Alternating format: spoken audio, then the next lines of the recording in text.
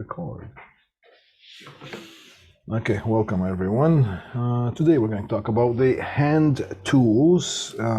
So this week is going to be hand tools, and I think we're going to handle the power tools or not. Is it part of this presentation or is it going to be the next one? That we will see, remains to be seen. All right, so here is a very funny picture. Oh, you're welcome.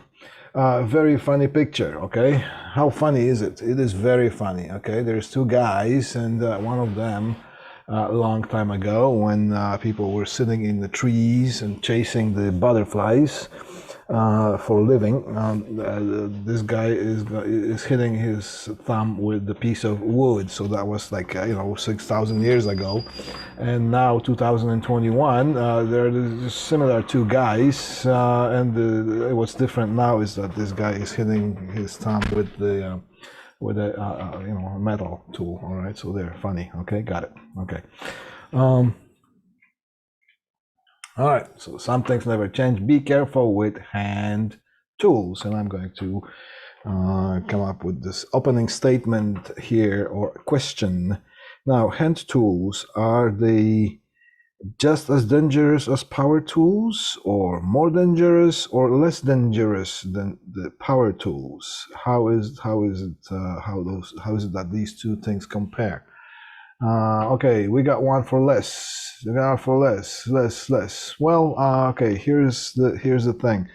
Young drivers. Okay, so I'm just gonna kind of switch it a little bit. Young drivers. You just got your license, driver's license, and when do you think you're the most prone or the most likely to sort of get into an accident? Is it just in the beginning of your driving career, or is it further down the road, so to speak?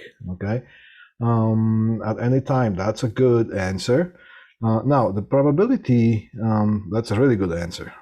But what I'm getting at is that the chances of someone getting into an accident are going to slightly increase, or increase a lot, after about a year of driving. Okay, and why is that? It's because you just got your driver's license, and at first you're going to be very alert, and you're going to watch everything, every possibility, and you're going to be attentive and all that stuff. After about a year, you're going to relax, and you're going to think that, yeah, I can relax now. I don't have to pay as much attention as I used to, because I'm experienced now, so I'm very comfortable now. Boom, and that's when you stop paying attention and you get in an accident, right? So that's when your attention goes down a little bit, or the sense of safety. Same thing with the hand tools, and I'm going to tell you that the opening statement of this lecture is: the hand tools are just as dangerous as power tools. Do not underestimate the danger of the hand tools just because you don't use power. Both of them are dangerous. You gotta have you have to pay attention.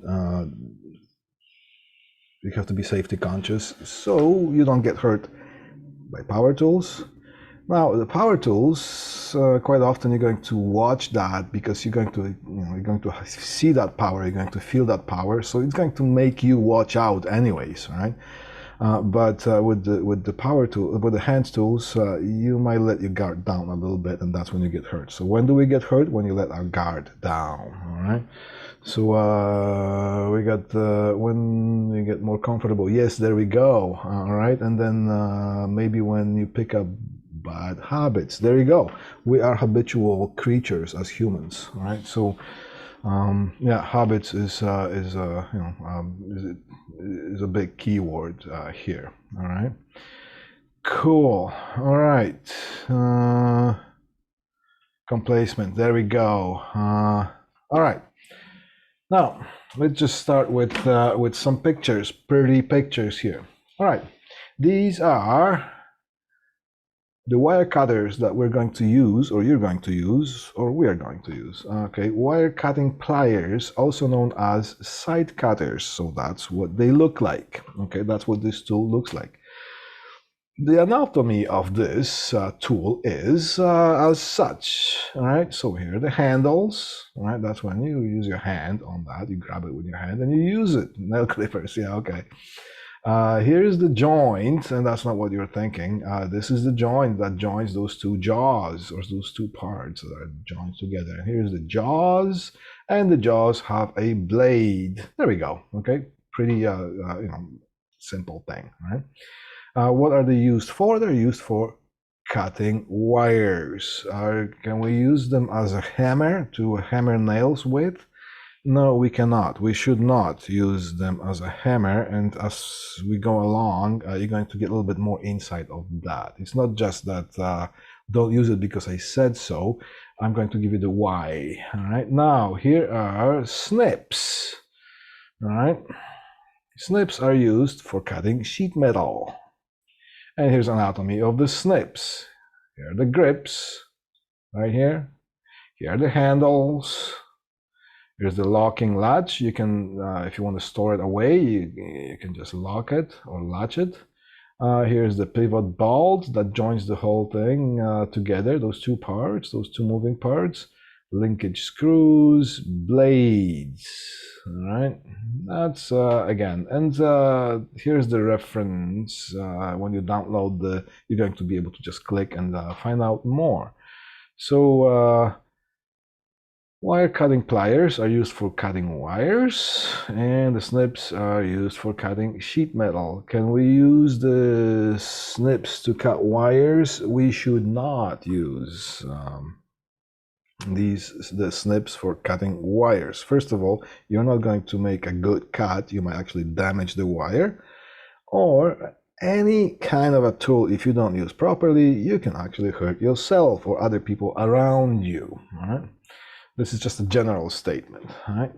Now here's an adjustable wrench. Okay.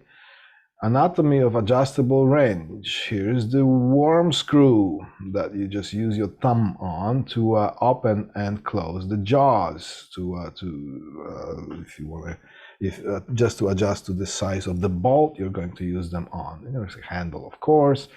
And now there are two jaws. There's a fixed jaw right here, and there's an adjustable jaw. We should distinguish them two for the purpose of proper usage of this particular tool. And this is what I'm talking about, all right? Now, here's a bolt, and here's a bolt, and here's a right and wrong way of using the adjustable wrench. So, okay, when you grab your the adjustable wrench and you adjust the size of the jaws to accommodate the size of the bolt that you're going to turn. Let's say we're going to turn it this way here. So this is the right way, and here is the wrong way. What do we have? We have almost like a mirror image of that. So in one picture on the left, we see that adjustable wrench is positioned a certain way, and it's just almost like positioning it upside down according to the direction of the turn. All right. Now here's the right way. Now, if you look at that, if you analyze the forces, and I'm not going to do any kind of scientific analysis, but I just want you to know this: when you position the adjustable wrench this way, and you turn it this way here with the direction of the arrow that's pointing, most of the force is going to be concentrated on the fixed jaw, and that's what we want. If you turn it upside down and turn the same way, then most of the force is going to be concentrated on the adjustable jaw, and that could actually damage the tool, and this can actually result in an immediate injury, right? As opposed to the injury due to prolonged use, right? So you can, if you apply enough force and something snaps on you, you can actually hurt yourself, having cuts and bruises or breakages here. Okay. Now, hammer, right? Anatomy of a hammer, right? Here's a grip and a handle, so we know that. That's pretty easy. Here's the eye of the hammer. That's where, if this is a wooden handle, that would be threaded through the eye of the hammer. And here's the head part of the hammer, throat right here, face, that's the face, and here's the cheek. All right, cheek is the side of the hammer. And over here, you could either have a claw or a pin. All right, and we're going to analyze both. Okay. All right, here's the claw hammer. All right. The anatomy is pretty much the same, except the difference between, there's the difference between here for the claw and the pinball hammer. Okay, so the claw hammer has a claw. What is this claw? Okay, the face of the hammer is used to drive the nails in, let's say, wood or so. And the claw is used for removing the nails from that. And that is the way the hammer, this claw hammer, should be used, okay, to drive nails into softer surfaces such as wood. Okay. Now, here's a pinball hammer. Right. Instead of the claw, it has a pinball. Right. And the face is constructed slightly different way. The whole thing is basically constructed a little bit different. Now, a question, if somebody can tell, can you use a claw hammer to drive nails? Yes, we can. All right, so we know that. Right? But can we use that to strike a chisel? A metal chisel. Can we use this claw hammer to strike a chisel? We get some yeses and we get some no's. Okay. Well, the answer is no. We should not. Anybody knows why? Maybe somebody knows why here. Not as strong. Meant for the, yeah, okay, not tempered. There we go. Here we go. Josh, here's, you're on the right track. Not tempered. Okay. This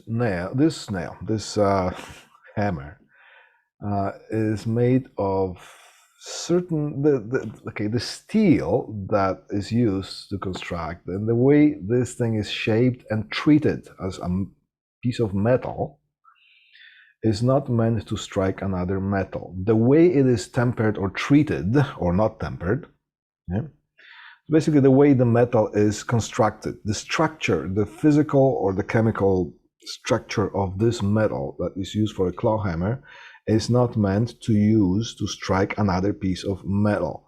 If you do that, this hammer might chip away at its face. And when it chips, those metal chips can fly at pretty much high speed, and they can hit you in the face, or worse, they can hit you right in the eye. Right? You don't want that, okay? Write it down. Getting hit in the eye by a piece of metal is not good, right? So it kind of, hurts a lot, right? So that's why the ball-peen hammer is put to use. The way this metal is structured, the way it is treated, it is meant to hit chisel. Or sometimes when we go further down this slide alley here, where there's a terminology that we're going to see, it's called cold chisel. What's a cold chisel? A cold chisel is a chisel that is not warm. Okay, no, it's not that. A cold chisel is a chisel. It has a handle, basically here, and it has a blade here, and has the head here, and you use that to chisel things out or carve things, or treat the metal by hitting it and chipping things away. So you actually have the metal on metal action when you hit the hammer here, right? So that's why it's a cold chisel, because it's meant to strike metal that is not heated up, just as it is cold. You're not putting it in the forge to heat it up and then do whatever you need to do, process that. It's meant to hit the metal as it is, cold, not heated up. Right, so that's why they're called chisels. Right. All right, so we have gone as far as the ball-peen hammer. All right. Now, usually in the class, we would have those hidden, but we're just going to have the questions and the answers here, right? So question number 1, plastic covered handles on wire cutting pliers might be used to cut low voltage live electrical wire, true or false? And of course, here's the answer. No, the plastic cover handles are for comfort only. Okay, always cut off the electrical power before cutting. Right, the power has to be off. You have to make sure that whatever wires you're touching, the power is off. Those plastic covers are not designed. It's not their purpose to protect you from electricity. It's just for gripping comfort only. Okay. Question number 2 right here. When tightening a nut with an adjustable wrench, always pull the wrench towards you, never push the away from you. True or false? Oh, here it is.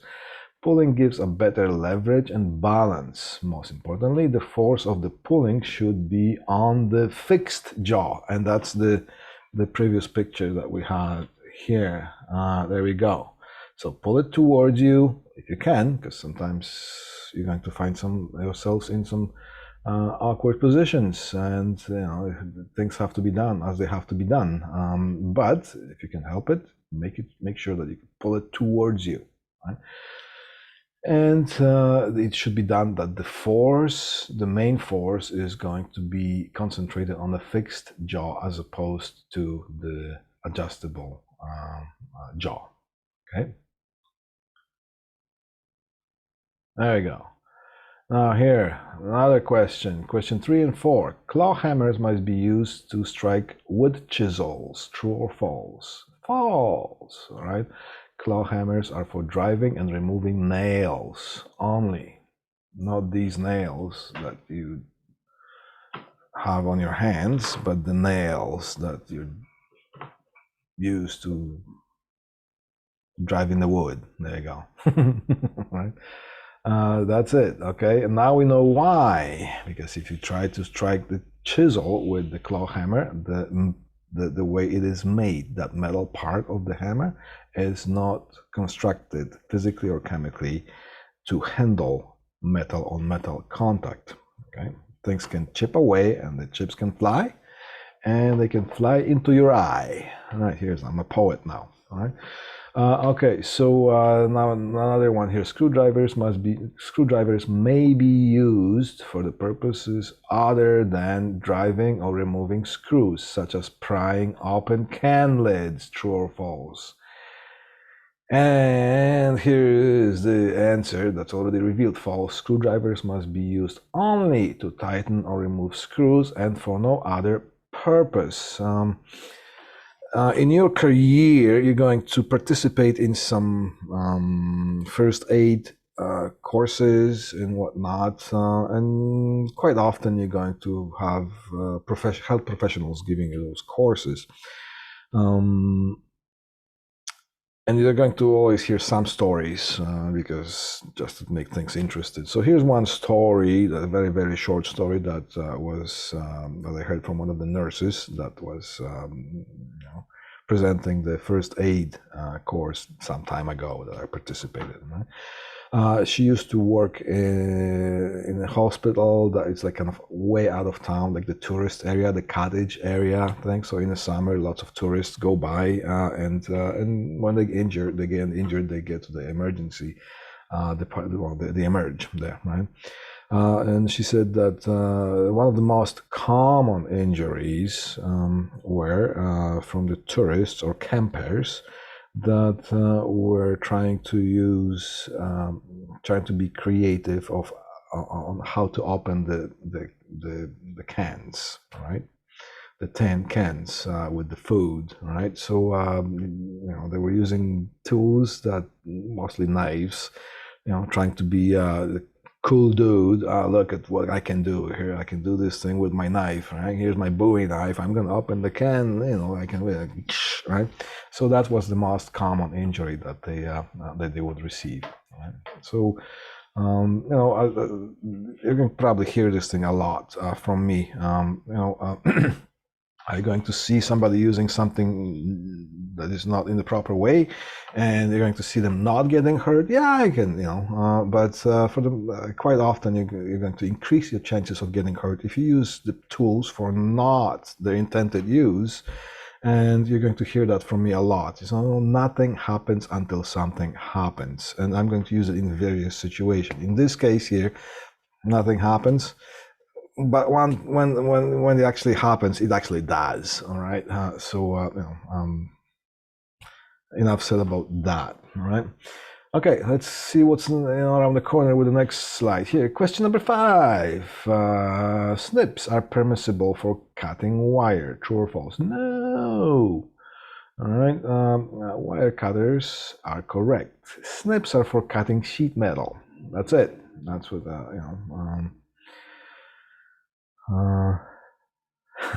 yeah, there you go. Now, question number 6 here. A proper use of the ball-peen hammer is striking chisels and punches. True or false? And here's the answer. Yes, ball-peen hammers are specifically hardened to strike chisels and punches. And we're going to take a look at what they look like there. Right? Okay, safety goggles. Now, there's the wording here, the terminology. Safety goggles should always be worn whenever you are using hand tools. True or false? True. Safety goggles should always be worn when working with hand tools to prevent eye injury. All right. Now, here's the terminology: goggles versus glasses. Sometimes you're going to hear goggles, and sometimes you're going to hear glasses. They're different. They come in different shapes and forms for the intended purposes. Usually, when somebody is talking about goggles, they would be those rubbery, kind of a soft rubber constructed goggles that seal your eyes from the top, from the bottom, and from the sides. And they're actually almost like a suction cup. They just, on the rubber band, and they just stick to your skin. So if you get splashed with something, things are not going to get liquid. It's not going to get into your eyes. All right. So in some cases, you need to have those. When you get those rubbery kind of a goggles there, make sure they are not vented, because some of them are made that they're vented. There are a bunch of perforated holes in them, just so your eyes can breathe, right? And don't get fogged up. Those are not good if there's a risk of you getting something getting spilled onto your face and get into your eyes. So always make sure that you use the correct equipment for the correct purpose. And usually, if you hear glasses, there will be glasses that look like that with side shields, and and they're supposed to be in Canada. Here we are in Canada. They're supposed to be CSA approved. Now, here's, if anybody watches that from the industry, please tell me where to look for the CSA label on the glasses that are being sold, safety glasses that are being sold in Canada. Quite often you're going to see the CSA sticker on the packaging, but I'm yet to see the CSA imprint on the glasses, and there's always requirement. The PPE should be CSA approved. So please, can somebody get their act together? And this is my appeal to the humanity right now. Fixing the world. Right. So here's the safety glasses or goggles question here. Now, hand tools, excuse me, hand tools on the job. Hand tools can be just as dangerous as power tools. Oh, hold on. I'm going to go back to the safety glasses. The same analogy with the driver's license and things like that I mentioned in the beginning. Years and years ago, to me it seems like it's not a very long time, but to you it might be. You're talking about 30 years ago or something like that. Right? I got one of my first jobs, and that was electronics bench at the music store, and I was the dude that was fixing the keyboards and amplifiers and whatnot. It was a client repair. Now I had a bench and I had a soldering iron and I had a bunch of manuals and tools and whatnot. When I was in college, the emphasis was to wear safety glasses. Wear the safety glasses. I was sick of hearing that. Wear the safety glasses. Come on, right? So now I'm here. I'm alone. Nobody's hanging over my shoulder telling me to wear the safety glasses. So I said, you know what? I'm just going to take them off. And I was soldering audio jack, or I think it was an audio jack or something like that. There were some wires there, and I was desoldering that. Maybe there was some tension on some wires. Of course, there was some tension in the wires. So I was desoldering that, and what happened? The wire just went ping, right? And what did I get? A piece of hot solder just almost got into my eye. Oh, okay, you know what? Nobody's telling me to wear those safety glasses, and I just took them off because who's there to tell me? And hey, I put them back on pretty quickly. All right, so there it is. Here's a story here for you. Tell it to your kids later on over the bonfire. All right, hand tools can be just as dangerous as power tools and other equipment when not properly used, stored, or maintained. Okay, your hand tools are an important part of your job and should be treated, cared for, and used in a professional manner. Okay, so professional is a kind of a loosely used term, but however.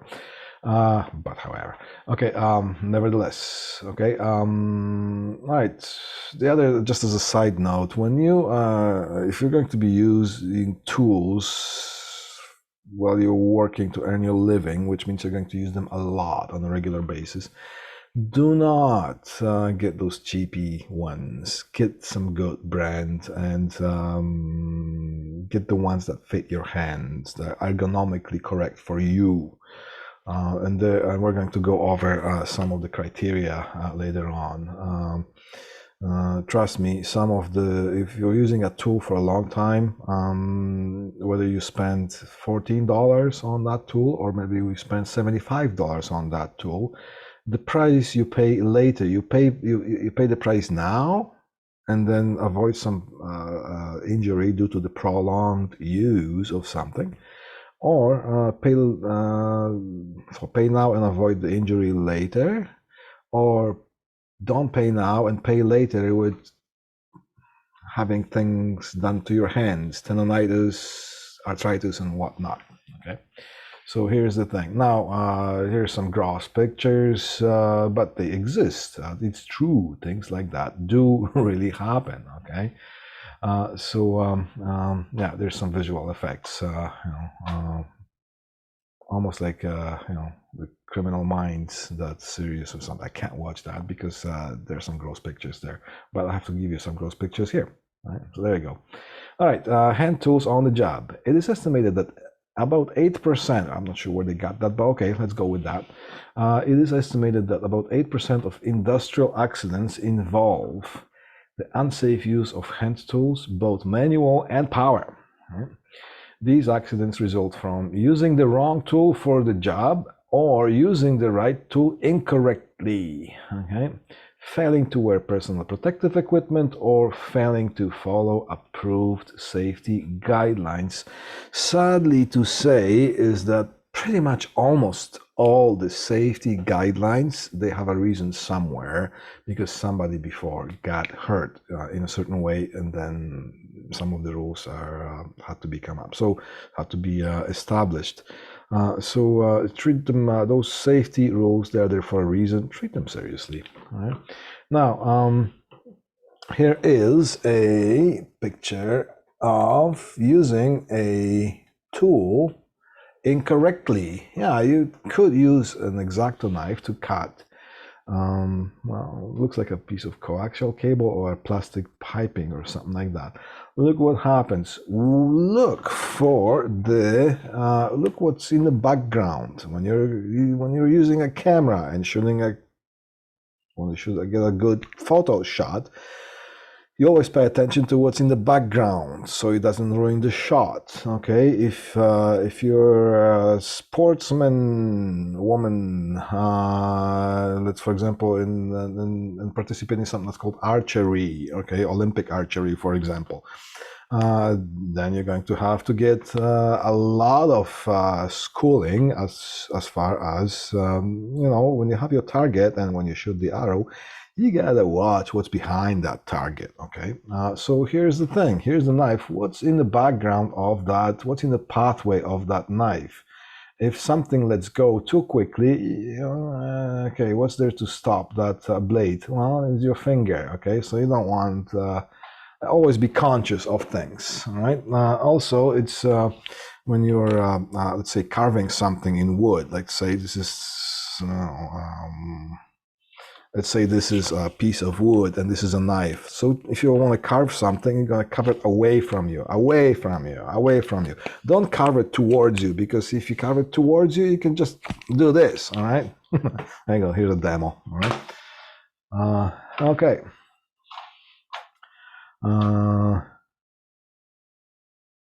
Okay, I'm looking at the chat, like how snow blowers say not to use it on on your roof. Yeah, well, you know, don't drink the battery fluid, right? That's in the manuals right now, right?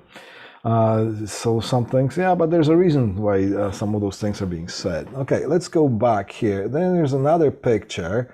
That would be using the right tool to use the because you know you want to use a saw to cut a piece of wood, but I'm just going to have the little bit of a enlarged picture here. I mean, I'm just gonna let this thing linger for a little bit. Yeah, okay. So if is this okay, you know what? Picture is worth 1,000 words. I'm just going to put that here and not say anything. Ripping another one kind of comes to your mind, but till this day, I show this picture often to my students, and now I'm not sure if these two guys are either stupid or they are kind of posing for the safety education purposes. All right, so I don't know. I'll never know. Okay, so there. All right. I hope that they are kind of trying to demonstrate some safety do's and don'ts. All right, because yeah. All right. Okay. Now, 536. All right.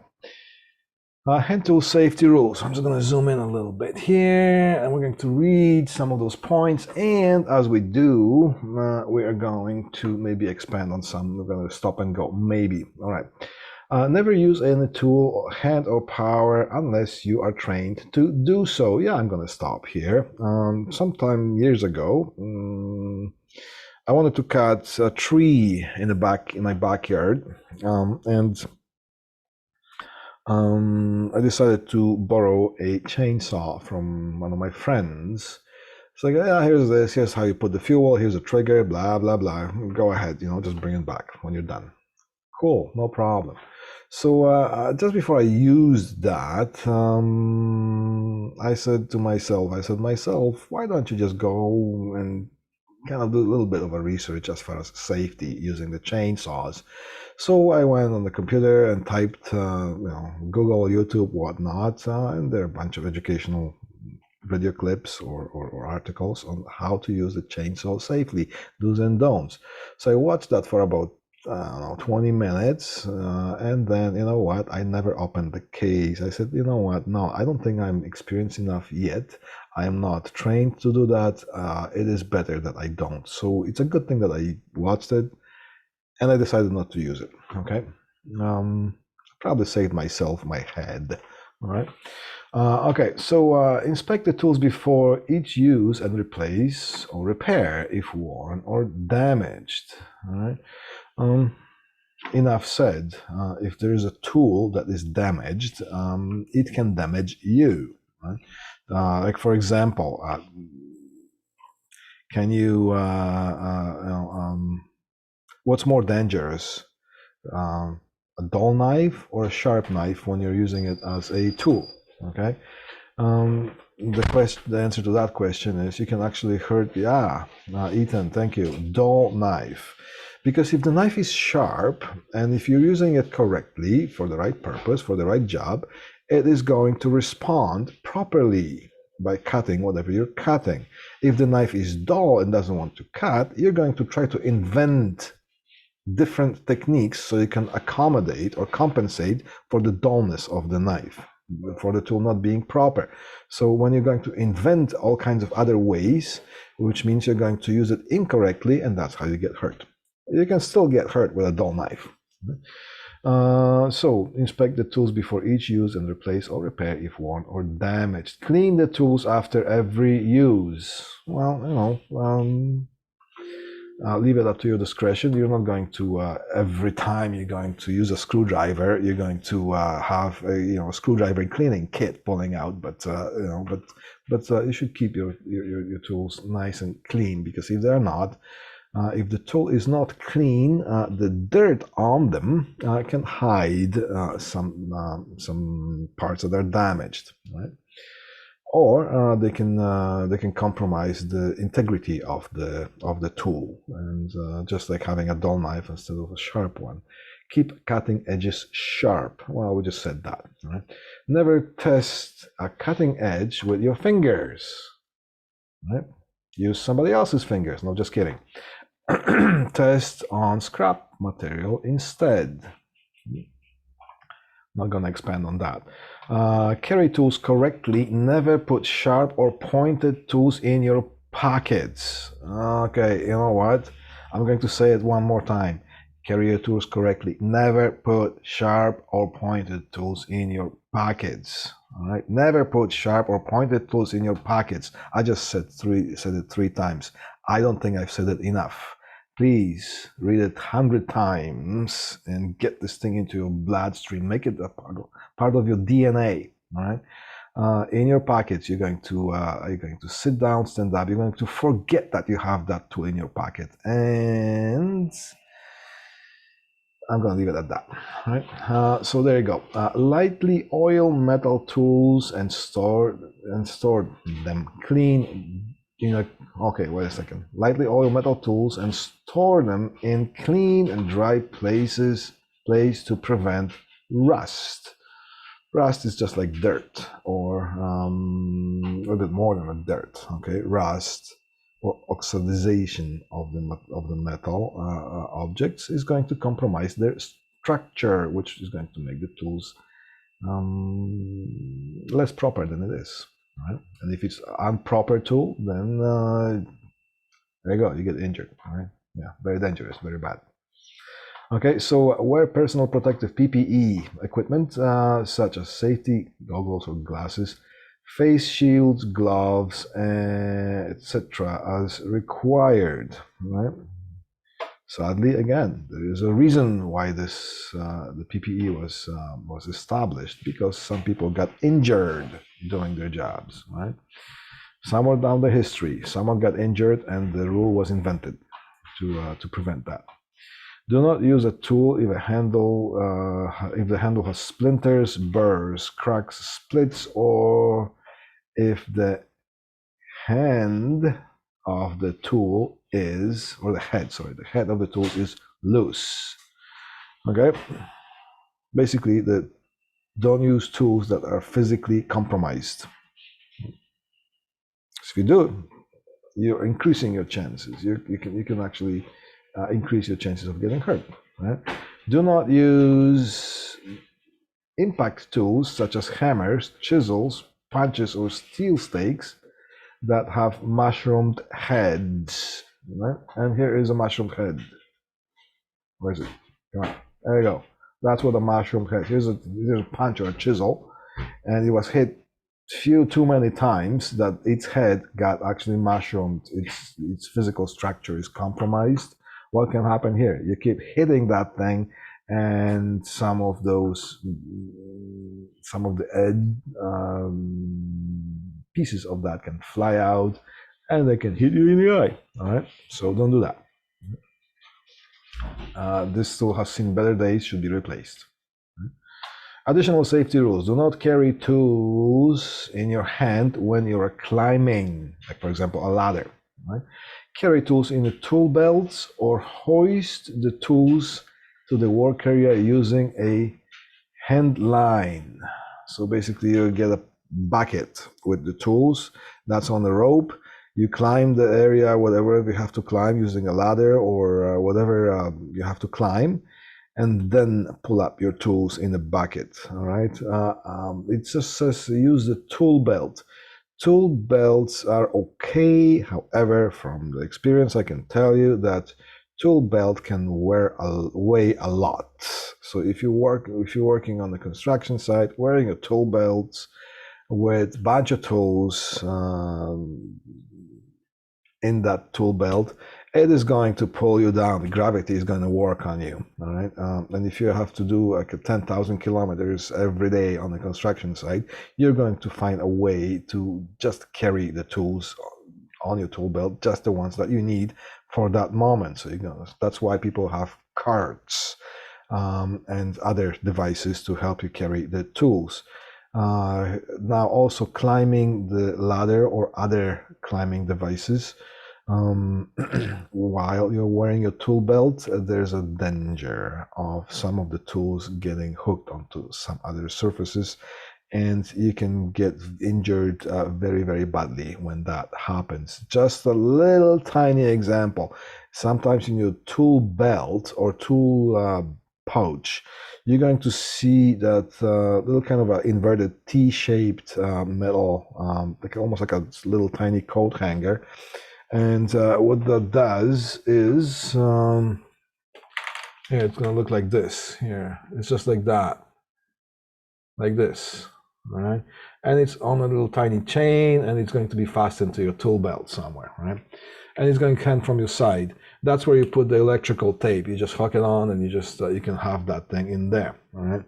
Now this is actually a pretty dangerous situation here, and I experienced it myself. And a good thing I cut it in time, because I could get injured pretty badly with one of those. Long time ago, I think it was at Petrolia City Hall when we were doing some work after the Petrolia City Hall was burned. Then it was just a rebuild time. So the company I used to work for, we had a contract on wiring up the theater there, right? So we were wiring it up.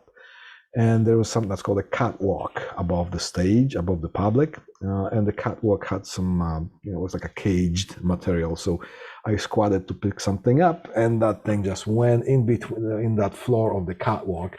And I didn't notice that. And I just tried to get up. If I got up with the full force, I could get my back injured. Okay, so always watch that. So yes, it does say use the tool belts, but always think, all right? Always think safety, all right? Where's my screen here? There I am. Okay, let's get this thing out. It's annoying. All right, how are we doing?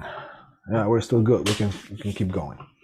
All right, so, okay, do not throw tools from one location to another, from one employee to another, from scaffolds or other elevated platforms, right?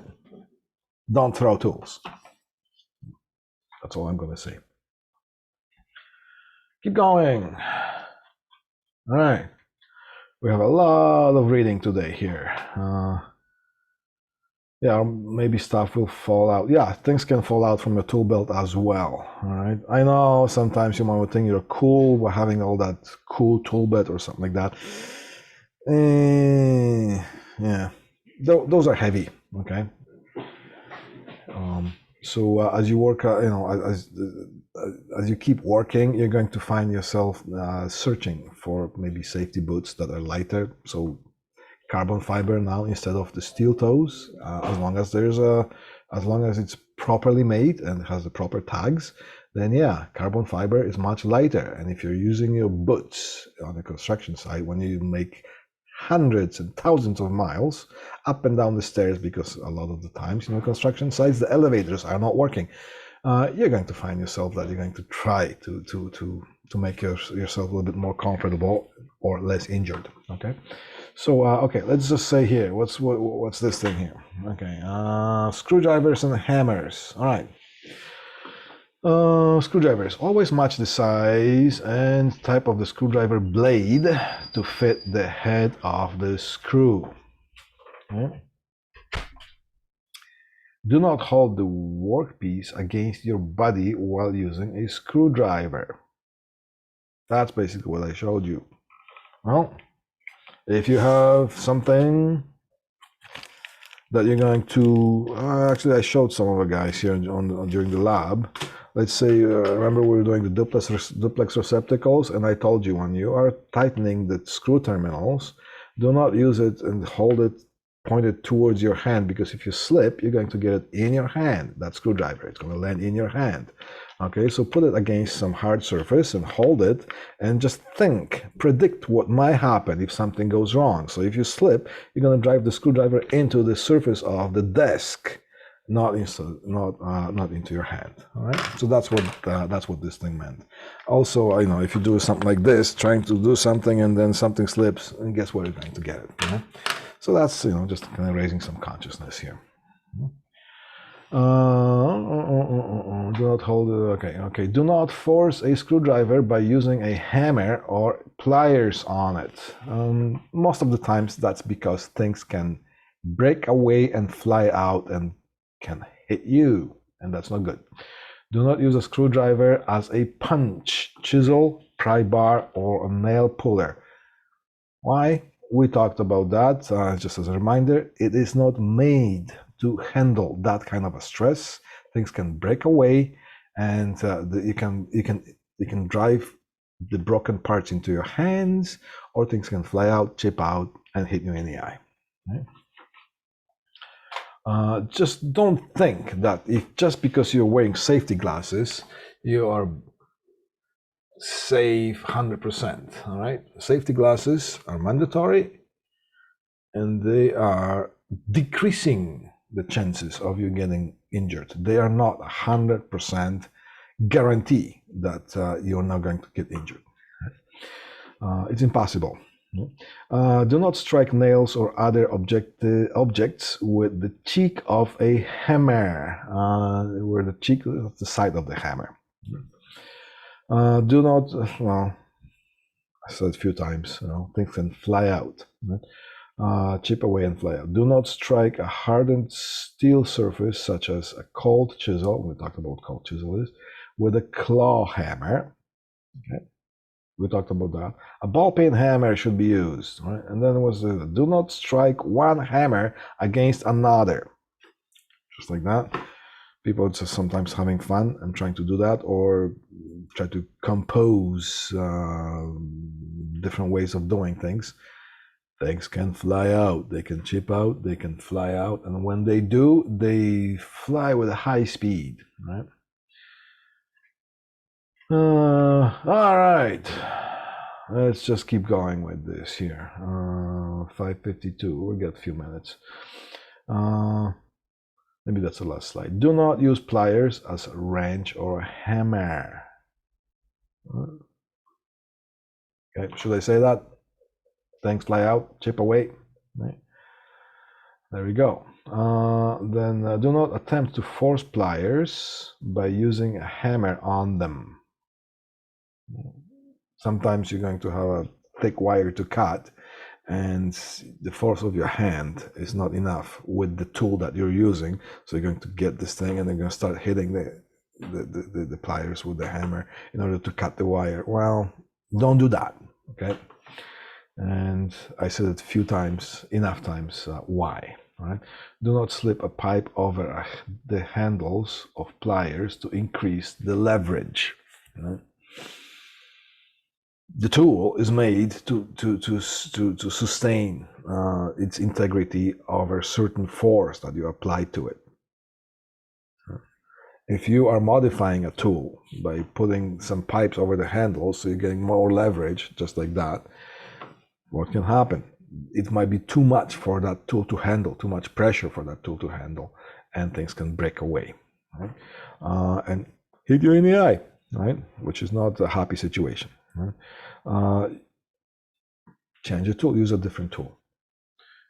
Okay, do not use pliers to loosen or tighten nuts. They are not designed for that, and they will slip off the nut. What happens when you apply a lot of force and something slips?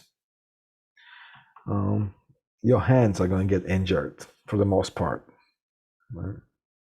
Or things can just fly away from the surface and can hit you in the face or other parts of your body. As far as hands, if you're using your hands to earn a living, just think about it, right? You injure your hands, you might be not able to earn a living for a while. Okay? Do not use adjustable blade saw, such as a hacksaw, coping saw, keyhole saw, or a bow saw if the blade is not taut. Well, it's if it's not snug enough. We're going to use hacksaws to cut some conduits in our class, and I'm going to show you exactly what this means. Basically, the blade tension on that hacksaw that we're going to use, it has to be proper. It has to be not loose, because if it's loose, it can break, and then things can get into your hand or whatever. Or if it's too tight, then it can break away as well, right? So basically, the tension of the blade should be proper so you do not get injured. Do not use a saw that has a dull saw blades. Well, here is the analogy of dull knife or sharp knife versus sharp knife to cut things. You're increasing your chances of getting hurt by using the tool that is not in the proper shape. Because if the tool is not maintained properly, if it's in the wrong condition, it's not in the condition that it should be used, then you are going to try to compensate by positioning yourself in a different way or applying the force in a different way, and that's when you get injured. Pull downward pressure on the blade and forward stroke. Okay, we'll give you the practical demonstration on that. Just keep that. That's when you're using the hand saws. All right. Always securely fasten the object that is being sawn or cut, so it does not slip. Okay, and we're going to stop at this slide, and we're going to continue tomorrow. Which tools do we need for tomorrow's lab? I can see that. Okay, so tomorrow, for sure, we're going to use a wire stripper. Right? We're going to use the side cutters or the wire cutting pliers. We're going to use the basic screwdriver. So you need a slotted screwdriver. 1/4 inch is good, 3/16. You need a Robertson, the square head, red and green, number 1 and number 2. And you at least use number 2 Phillips screwdriver. All right, so what do we got? Wire cutters, side cutters, wire cutters, that's it. Wire strippers. Robertson 1 and 2, which is red and green. Phillips 1 and 2, but if not, 2 is good. Slotted screwdriver. I'm forgetting something. I know I'm forgetting something. I'm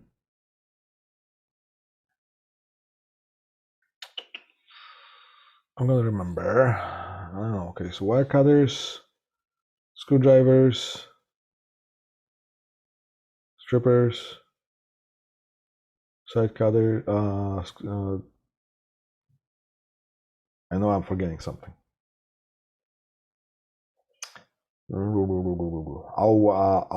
I'll send you an email on that. Do we need a wrench? No, we don't need a wrench. Okay. No.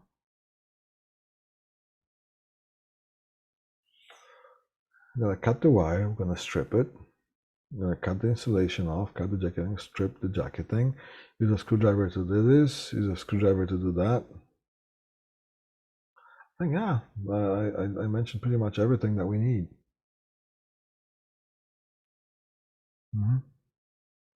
But anyways, I'll send you an email.